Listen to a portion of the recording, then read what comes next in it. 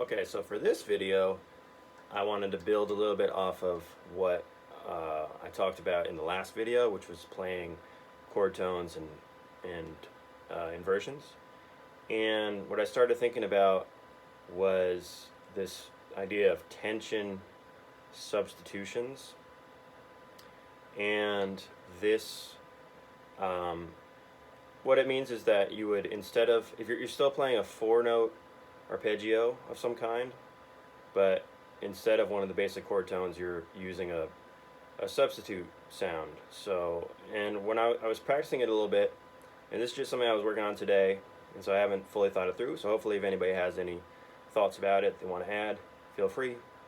But I was thinking about, so the minor 7 flat 5 chord with the basic chord tones are 1 flat 3 flat 5 flat 7, and on that chord the tension substitution that you can use is using 4 instead of flat 3.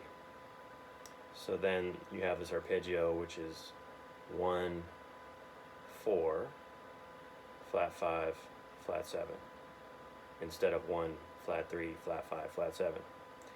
And so I was just playing that and practicing it and realizing, okay, so that's the sound of the first phrase of Joe Henderson's tune Inner Urge, right? So that, which is, that's the 1 4 flat 5 sound.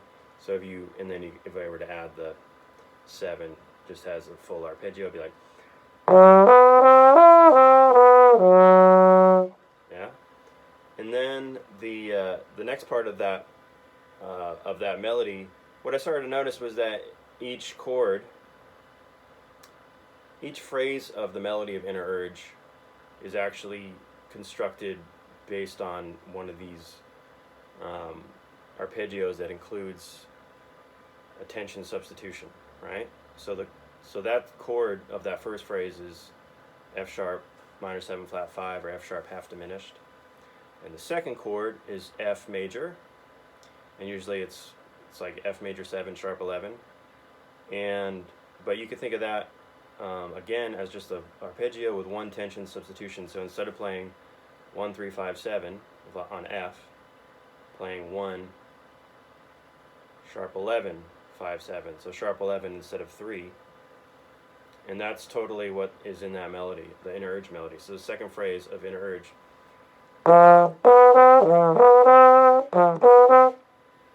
1 sharp 11 5. So the first two phrases are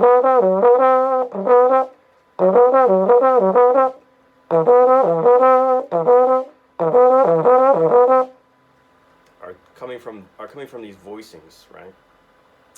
And in other words, you can imagine playing those notes together as a chord sound. So like F sharp,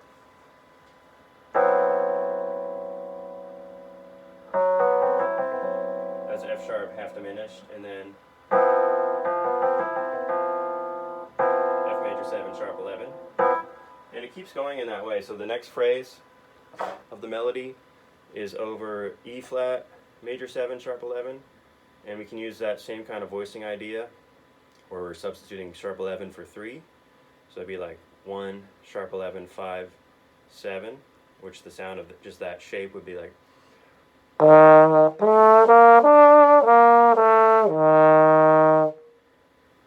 and the melody there is using that shape as well. Let's see if I remember it. So the first part, that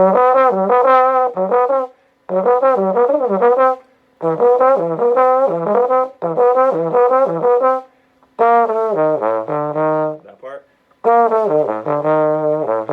there's a little passing tone in there, but,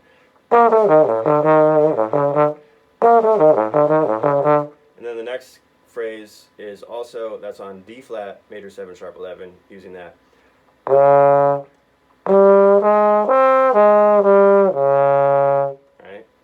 Same idea, 1 sharp 11 5 major 7.